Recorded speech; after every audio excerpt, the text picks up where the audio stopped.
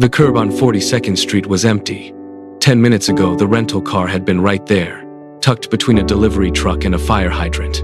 Now, there was only a patch of oil-stained asphalt and a metal sign warning of tow zones. David stopped walking. He stepped to the edge of the gutter, squinting against the glare of the afternoon sun reflecting off the surrounding glass towers. He looked left, then right, then back at the empty space. He took a half step into the street, as if the car might materialize if he stood in the exact spot. It did not. The city traffic roared past, indifferent to the gap in the line of parked vehicles. Sarah and Leo caught up, stopping abruptly beside him. The noise of the city seemed to drop away, replaced by the sudden, sharp realization that their transportation had vanished. David turned in a slow circle, scanning the block for a flash of familiar paint. But the street was a blur of yellow taxis and delivery vans. The space remained stubbornly vacant. The Millers stood together on the sidewalk, anchored to the spot, staring at the nothingness. David pulled his wrist toward his face, the metal band of his watch catching the light. He tapped the glass twice, as if the movement of the second hand might reset the situation. 40 minutes. The Broadway theater doors would be closing in 40 minutes, and they were still standing on the sidewalk with nothing but the city air around them. He looked at the empty curb again, his jaw tightening. Sarah moved closer, her fingers digging into the strap of her purse. Her breathing was shallow, rhythmic, and sharp. She looked at the spot where the car had been, then up at David. Her voice was barely a breath, strained and thin. "The tickets, David. They are in the glove box." The words hung in the air, heavier than the traffic noise. Every plan they had made for the night, every expectation of the performance, was locked inside that missing vehicle. David felt the blood drain from his face. He looked at the towering buildings, the endless stream of strangers passing by, and the sheer scale of the city suddenly felt like a cage. He reached into his pocket, his fingers searching for a solution. David reached into his pocket, his thumb brushing against the smooth glass of his phone. It was their only link to the rental agency, their only chance to track the vehicle before the theater doors locked for good. He pulled the device out and pressed the side button. The screen glowed with a pale, artificial light illuminating his face. He tapped the contact icon, his finger hovering over the call button. Then, the display shuddered. A thin, jagged line of white light sliced across the center of the screen, followed by a rapid, rhythmic flickering. David frowned, shaking the phone once, twice, as if the motion could stabilize the failing hardware. The light dimmed, pulsed a final, sickly blue, and then vanished entirely. The screen went dead. He pressed the power button again, holding it down for several seconds. But the device remained a cold, unresponsive slab of glass and metal. He looked at Sarah, then down at the black surface in his palm. The digital map, the contact numbers, the ability to reach out to the world, it was all gone. The silence that followed was absolute. They were no longer just inconvenienced. They were completely untethered, standing in the middle of a massive, indifferent city. The first drop hit the pavement with a sharp, percussive snap. Within seconds, the sky opened. A heavy, relentless sheet of water descended, turning the street into a blurred landscape of gray and neon. The city lights smeared against the wet glass of storefronts, losing their sharp edges as the downpour intensified. David shielded his eyes, looking for a break in the deluge. But the sidewalk was already slick with runoff. He grabbed Sarah by the arm, pulling her toward the nearest structure. They moved quickly, boots splashing through deepening puddles. The wind whipped the rain sideways, stinging their faces and soaking their hair. They found a narrow, recessed doorway. The overhang provided a sliver of dry ground. They huddled into the corner, pressing their shoulders against the cold brick wall. Outside their small sanctuary, the world had become a chaotic, liquid blur. They stood in the shadows, watching the water cascade from the roof. The temperature plummeted as the wind shifted, funneling through the narrow gap of the doorway. Leo, standing between his parents, began to tremble. It started as a subtle vibration in his shoulders, then progressed to a rhythmic, full-body shaking that he could not control. He let out a sharp, jagged sob that cut through the steady roar of the rain. David knelt, trying to shield the boy from the spray, but the dampness had already seeped into everything. Leo buried his face against his father, his breath coming in short, uneven gasps. Every time he shivered, his teeth clicked together with a sound that made Sarah wince. She reached out, rubbing his arms vigorously, but her own hands were numb and clumsy from the cold. Leo's crying grew louder, a thin, desperate sound of genuine fear. David looked at his wife, his jaw tight. The helplessness in her eyes mirrored his own. They were trapped in a doorway, unable to provide warmth, watching their youngest son suffer while the storm showed no sign of letting up. The silence between the parents was heavy, punctuated only by the boy's rhythmic, shivering sobs. David looked down at Leo, then at Sarah. Her face was pale, her gaze fixed on the dark, rain-slicked street. The frustration of the towed car, the missed tickets, and the wasted evening suddenly felt distant, replaced by a sharp, singular clarity. He realized that the metal and glass they had lost meant nothing compared to the cold biting into his family. He reached out, pulling Leo closer, feeling the boy's bones through the damp fabric. He scanned the street, ignoring the stinging spray of rain hitting his eyes. He looked past the blurred storefronts and the dark, empty road. Through the curtain of water, a flicker of warmth caught his attention. It was a steady, golden glow, cutting through the gray gloom from the opposite side of the block. It was a sign, small and unpretentious, hanging above a glass storefront. He squinted, confirming the shape of a menu board, and the soft, inviting light spilling onto the sidewalk. It was a diner. He tightened his grip on his family, his mind clearing of the day's earlier chaos. He knew exactly what they had to do next. David did not wait for the rain to ease.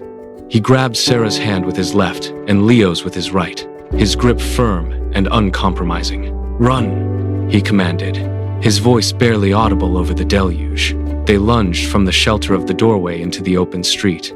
The rain hit them like a physical weight, instantly soaking through their layers and turning the sidewalk into a treacherous slide.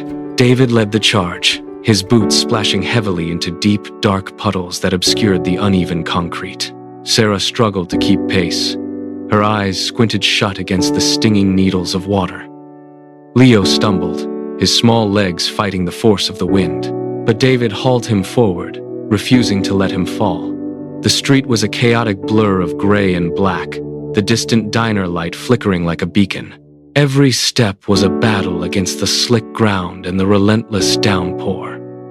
They moved as a single, desperate unit, cutting through the center of the road. The water rose above their ankles, cold and biting, but David did not slow down. He focused only on the golden glow ahead, pulling his family through the deluge. David lunged for the handle, his fingers slipping against the wet metal. The door resisted, held fast by the pressure of the wind outside. He braced his shoulder against the frame, gritted his teeth, and shoved with everything he had left.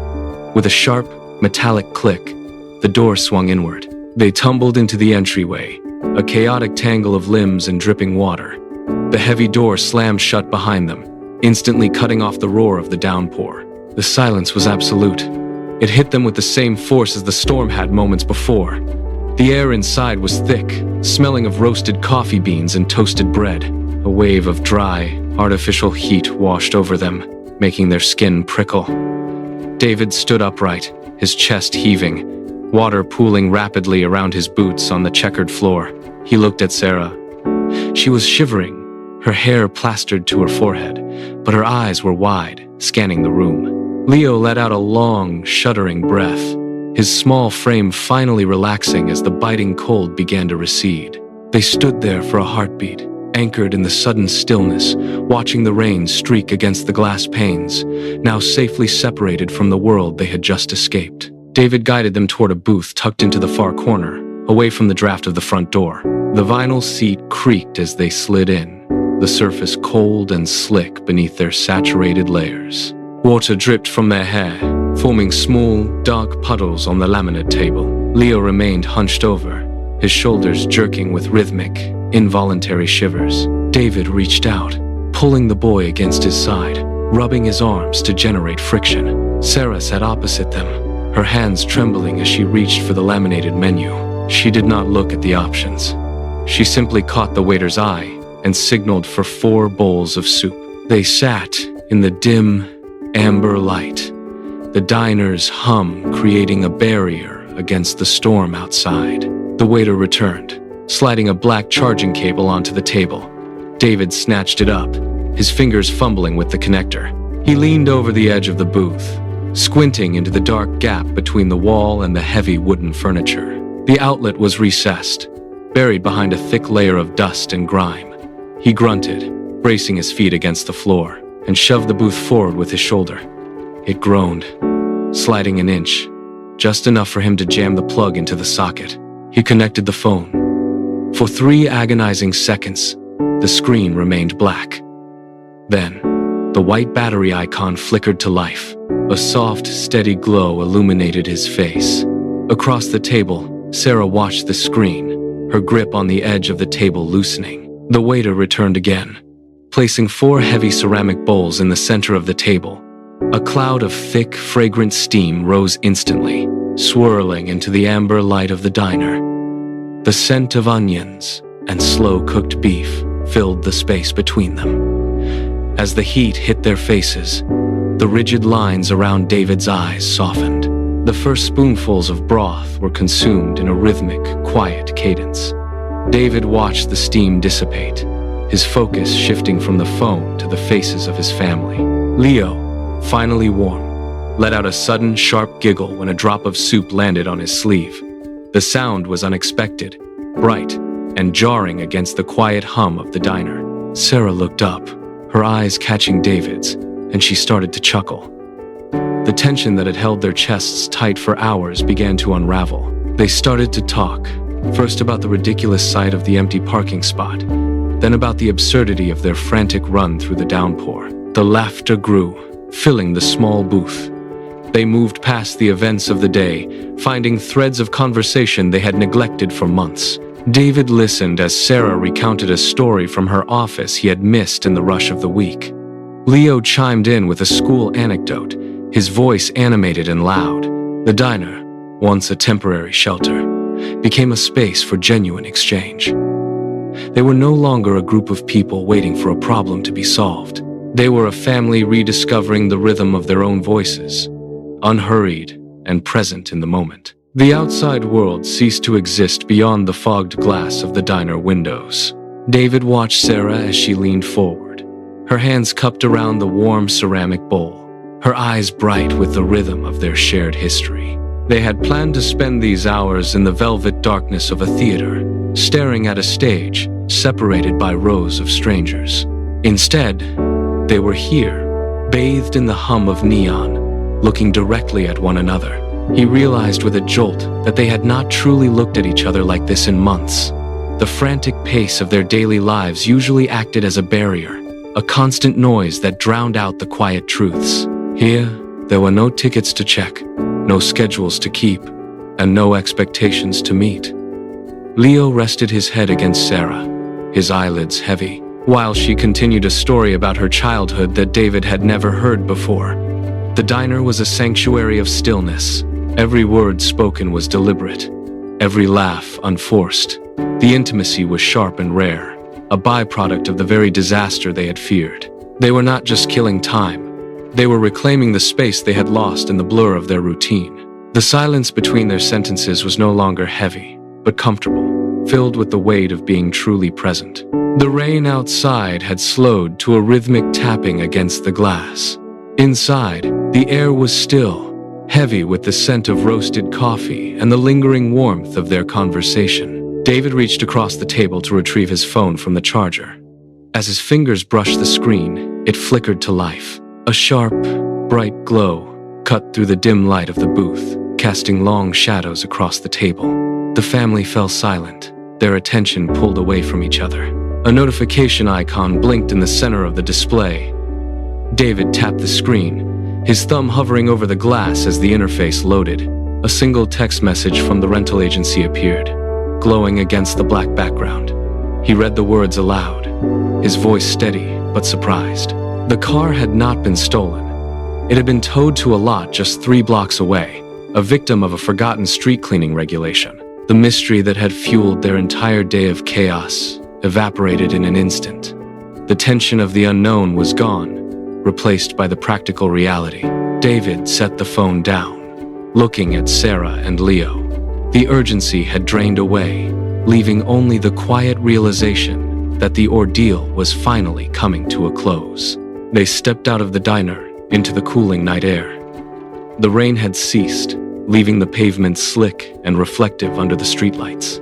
They walked in a tight formation, 3 blocks passing quickly as the city hummed with the late-night rhythm of traffic and distant sirens. The impound lot loomed ahead, a fenced-in rectangle of gravel and rows of stationary vehicles. David led them to the small illuminated booth near the gate. He produced his identification and the rental agreement, his movements precise and efficient. The attendant behind the glass processed the paperwork with slow, deliberate motions. A receipt slid through the slot, followed by the heavy metal key. David paid the fine, the transaction feeling like a final toll for their day of disruption. They walked into the rows of parked cars, their footsteps crunching on the wet gravel. He found the vehicle near the back fence, its surface beaded with droplets of water. He pressed the button on the key fob. The lights flashed twice, a sharp, familiar signal in the dark. He pulled the handle, and the door swung open. They slid into the interior, the familiar scent of the rental car greeting them. David turned the key in the ignition, and the engine hummed to life, steady and responsive. They were back in control. David pulled the car out of the lot and merged into the slow, steady flow of night traffic. The city was still wet from the storm, and every street lamp left a long, shimmering streak of gold across the asphalt. He watched these reflections dance over the hood of the car, their movement hypnotic and rhythmic. The chaos of the afternoon, the frantic search for the car, and the biting cold of the rain now felt like events from a different lifetime. He glanced at the rearview mirror. Sarah was leaning back against the headrest, her eyes tracking the neon signs as they blurred past the window. Leo had fallen asleep, his head resting against the doorframe. David steered the car through a wide turn, the tires humming softly against the damp road. The city lights seemed to soften, losing their sharp, aggressive edge. He realized that the frantic pace they usually maintained had been forcibly stripped away, leaving them with nothing to do but exist in the same small space. The frustration of missing the show and the annoyance of the parking fine had lost their weight. He felt the steady vibration of the engine beneath his feet, a constant, grounding pulse. The drive back to the hotel was not just a return to their schedule, but a quiet transition. The car moved steadily through the grid of the city, the tires whispering against the cooling pavement. Inside the cabin, the air was still. No one spoke, yet the silence lacked the sharp, jagged edges of their earlier frustration. David kept his hands light on the steering wheel, watching the rhythmic pulse of the traffic lights ahead. He reached for the radio dial, his fingers hovering over the knob, but he pulled his hand back. He did not want to break the quiet. It was a rare, heavy stillness that allowed the events of the day to settle into place. Sarah shifted in the passenger seat, her posture relaxed, her gaze fixed on the passing storefronts. She did not reach for her phone. The city outside continued its frantic pace, but inside the car, time seemed to have slowed to a crawl. The engine hummed a low, steady note that filled the gaps between them, binding the family in a shared, unspoken understanding. David adjusted the rearview mirror, angling it to catch the back seat. The dim glow from the dashboard illuminated the faces of his wife and son. They were not the same people who had stood on the sidewalk hours ago, frantic and tethered to their schedules. Their expressions were soft, unburdened by the pressure of the Broadway show or the missing rental car. He saw Sarah resting her head against the glass, her eyes closed, while Leo remained curled in the corner. The realization hit him with the weight of a physical impact. The day had been labeled a disaster from the moment the car vanished. Yet looking at them now, he saw the truth. It was a forced pause. They had spent more genuine time together in that small, warm diner than they had in the entire previous year. The frustration he had carried since the morning evaporated, replaced by a sharp, clear gratitude. He watched them in the glass, noting the steady rise and fall of their breathing. He steered the car forward, fully aware that this detour had given them something far more valuable than the evening they had originally planned. The car glided over the damp asphalt, the tires creating a rhythmic, low-frequency hiss. David kept his focus on the road, but his awareness was anchored entirely to the space behind him. The silence in the cabin was no longer an absence of sound. It was a presence. He reached out, his hand hovering near the radio dial, a habitual motion born from years of filling dead air with music or news. He felt the cool plastic of the knob under his fingertips. He hesitated. Instead of turning it, he clicked the power button, plunging the interior into a deeper, more profound quiet. The hum of the engine became the only mechanical sound left. In that vacuum, the small, human sounds emerged. He heard the soft rustle of fabric as Sarah shifted her weight. He heard the steady, rhythmic intake of air from Leo, a sound of complete, untroubled rest. David leaned back, his shoulders dropping away from his ears. He was perfectly content with the sound of his family breathing in the dark. The city skyline receded as they neared the hotel, the lights casting long, shifting shadows across the dashboard. David traced the path of the day in his mind. He recalled the empty space on the sidewalk, the biting rain, and the cold panic that had gripped them all. Those moments felt like they belonged to a different family. He looked at the bank statement notification on his phone, noting the parking fine, and felt nothing but indifference. The cost was negligible compared to the hours reclaimed. He pulled the car into the hotel driveway and brought it to a complete stop. The engine ticked as it cooled, a final mechanical heartbeat in the night. He sat for a moment, hands resting on the steering wheel, and let the truth settle in. They had missed the show, lost their schedule, and spent the day fighting the current. Yet, as he turned to look at his family, he knew the truth. The worst day had become the most memorable one. It was a quiet, perfect victory.